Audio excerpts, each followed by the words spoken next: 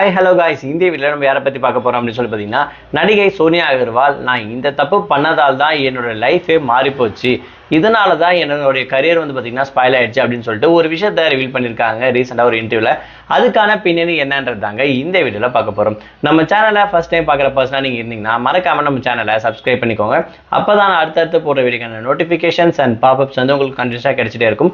அது மட்டும் இல்லாமல் இந்த வீடியோ பற்றி உங்களுக்கான கருத்துக்கள் ஏதாச்சும் இருந்துச்சுன்னா தாராளமாக நீங்கள் கமெண்ட் பாக்ஸ்லையும் மென்ஷன் பண்ணலாங்க. ஸோ ரீசெண்டாக வந்து பார்த்தீங்கன்னா சோனியா அகர்வால் வந்து ஒரு இன்டர்வியூவில் வந்து கொடுத்துருப்பாங்க.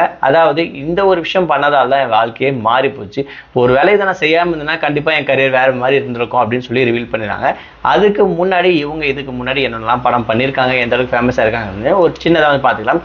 அதாவது பார்த்தீங்கன்னா தமிழில் கோயில், 7G ரெயின்போ காலனி இந்த படத்துலலாம் ரொம்பவே பேர் வாங்கிட்டு இருந்தாங்க அப்படின்னு சொல்லலாம். அந்த அளவுக்கு அந்த கேரக்டரும் அவங்க பண்ணியிருக்கக்கூடிய அந்த விஷயங்களும் அந்த படத்தில் செமையாகவே பொருந்திருக்கும் அப்படின்னு சொல்லலாம். அதுக்கப்புறம் வந்து பார்த்தீங்கன்னா லேட்டராக அதாவது தனுஷ் அவர்களுடைய அண்ணன் செல்வராகவன் வந்து மேரேஜ் பண்ணியிருப்பாங்க. ஸோ அதுக்கப்புறம் இவங்க கொஞ்சம் காலகட்டத்தில் பிரேக் எடுத்துட்டாங்க அப்படின்னு சொல்லலாம். எந்த ஒரு படத்துலையும் கமிட் ஆகாமல் இருந்தாங்க. அதுக்கப்புறம் ரீசெண்டாக போனதுக்கப்புறம் இவங்க டிவோர்ஸும் ஆகிட்டு அதுக்கப்புறம் செப்பரேட்டாக இண்டஸ்ட்ரியை விட்டு மூவ் ஆகிட்டாங்க அப்படின்னு சொல்லலாம். ஸோ இந்த நிலைமையெல்லாம் சேஞ்ச் ஆகும்போது இப்போ ரீசெண்ட் இன்டர்வியூவில் என்ன சொல்லியிருக்காங்க அப்படின்னா, என்னுடைய காலகட்டம் அதாவது நான் டாப் ரேஞ்சில் இருக்கும் போது வந்து பார்த்தீங்கன்னா எனக்கு நிறையா படத்தோடைய கால் ஷீட்லாம் கிடைச்சிச்சு. அது மட்டும் இல்லாமல் இப்போ ஃபேமஸாக இருக்கக்கூடிய என்டிஆர், பிரபாஸ் இவங்க படத்துலலாம் வந்து பார்த்தீங்கன்னா எனக்கு மிகப்பெரிய வாய்ப்பு இருந்துச்சு. அந்த டைமில் எனக்கு கரெக்டான டைமும் கைட்லைன்ஸும் அதாவது எனக்கான கால் ஷீட்டும் இல்லாதனால இந்த வாய்ப்பு எல்லாமே நான் மிஸ் பண்ணிட்டேன். மேரேஜ் பண்ணதுக்கப்புறம் நான் எடுத்துருக்கக்கூடிய பெரிய பிரேக் தான் என்னோட லைஃபே வந்து பார்த்தீங்கன்னா சேஞ்ச் பண்ணிடுச்சு. அது மட்டும் இல்லாமல் நிறைய பிரச்சனைகள் அதுக்கப்புறம் நான் சால்வ் பண்ணி ஃபேஸ் பண்ணிட்டு இருந்தேன் அப்படின்னு சொல்லிட்டு ஒரு இன்டர்வியூவில் கிளியராக சொல்லியிருப்பாங்க.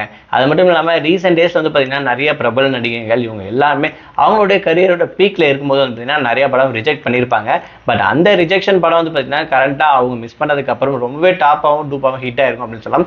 ஸோ அந்த வகையில் இவங்களுடைய கரியரிலும் பிரபாஸ் கூட நடிக்க வேண்டிய படமும் மிஸ் ஆயிடுச்சு அப்படின்னும் ஜூனியர் என்டிஆர் கூட நடிக்க வேண்டிய மிகப்பெரிய பிரமாண்டத்தில் எடுக்கப்பட்ட படமும் வந்து பார்த்தீங்கன்னா மிஸ் ஆயிடுச்சு அப்படின்னு சொல்லி இப்போ ஃபீல் பண்ணிட்டு இருக்காங்களாம். ஸோ இந்த ஒரு விஷயம் கொஞ்சம் வைரலாகவே பேசப்பட்டு வந்துட்டு இருக்குங்க. இதை பற்றி நீங்கள் என்ன நினைக்கிறீங்க? உங்களுடைய கமெண்ட் என்னன்ற விஷயத்தை மறக்காம கமெண்ட் பாக்ஸில் மென்ஷன் பண்ணுங்க.